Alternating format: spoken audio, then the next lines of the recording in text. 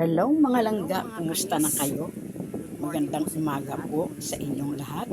Ako po si Lola Nenita. Tawagin niyo na lamang po akong Lola Nits. Ginawa ko na lang pong mag voice over mga langga dahil yung akin pong cellphone ay may problema. Mahina po ang kanyang sound kaya binoice over ko na lang mga langga. At ngayon mga langga ay papakita ko sa inyo ang aking ginagawa sa araw-araw. Sa umaga mga langga ay naglalaban na ako ng mga damit namin ng apo ko. Hinahati-hati ko ang trabaho dahil alam nyo namang mga langga, may edad na tayo.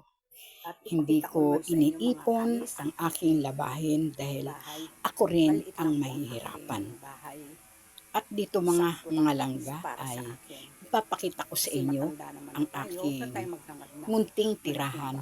Mahirap lang mga langga ang inyong lola, kaya pagpasensyahan nyo na ang inyong makikita. Ang akin pong tirahan mga langga ay ito. Meron akong tindahan na maliit. Katabi lang yan mga langga ng aking kwarto. Ayan po ang aking kwarto mga langga. Kaya yan lang ang aking nakayanan mga langga. Diyan ako natutulog mga langga.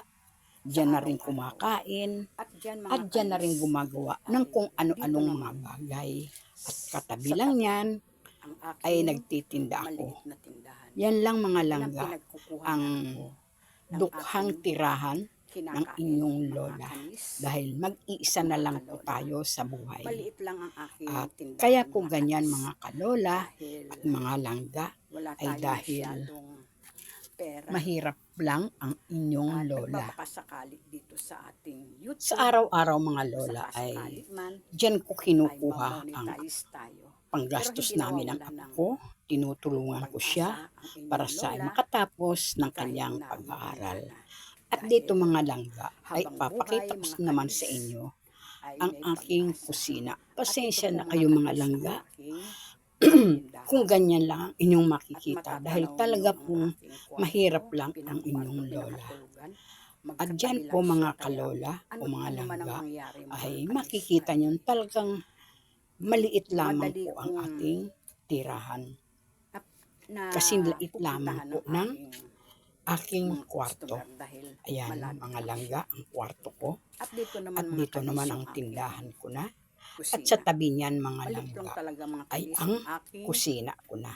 Pasensya na kayo mga langga sa kusina. Ayan ang kusina ng lolang mahirap lamang po. Hindi na po natin afford ang magpaganda ng bahay dahil wala naman tayong pera.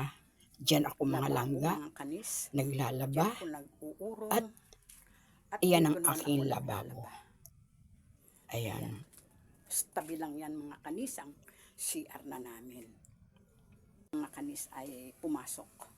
At ngayon mga langga ay balik na tayo sa aking tindahan. Yung pong ipinakita ko sa inyo. Diyan lang po umiikot ang aking mundo. Tindahan, kusina, at ang kwarto.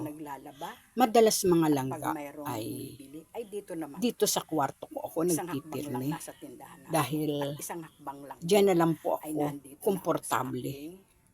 Pag meron pong bumibili ay kumakatok na lang sila at tumatawag.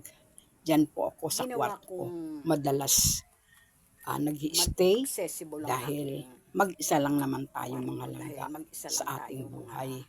Malungkot ang buhay mga langga pero wala tayong magagawa.